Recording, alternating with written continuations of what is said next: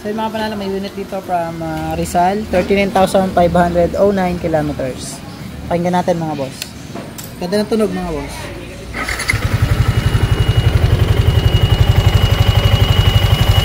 Tapos mataas ng tunog.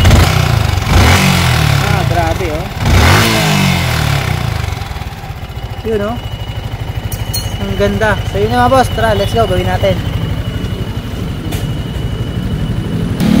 So yung mga boss, ito na yung ginagawa. Yung maingay kanina, sumisipol lang tawag dito, water pump. So tahimik na siya. Yung maririnig nyo ngayon, ito na yung pan. So dalawa yung pan niya, kaya sobrang ingay.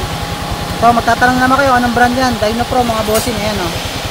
So si Dynapro maganda talaga siya. Bakit? Malaki yung radiator eh. Tapos malaki yung pan.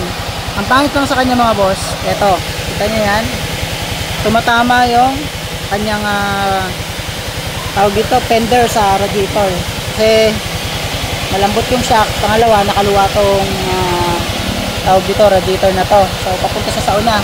Hindi natin siya pwedeng isagad sa likod. Bakit? Tumutukod yung pan dito sa head cover. So yun yung cons ng Dynapro. Pero maganda si Dynapro mga kapanalo. Okay na okay yan.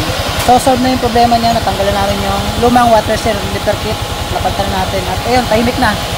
So nandun yung repair kit. Tignan natin mga boss. Okay, okay niya.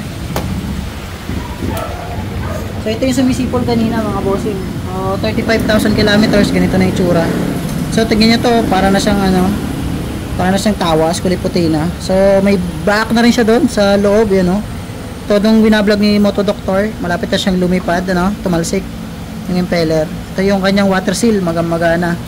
So ano nga ba yung sumisipol? Ito yung mga boss. Yan. Tapos ito, kumikiskis na siya doon. Bearing, wala pang kalog pero magaspang na. So yun mga panalo, thank you. Okay na. Tapos ang problema, gastos.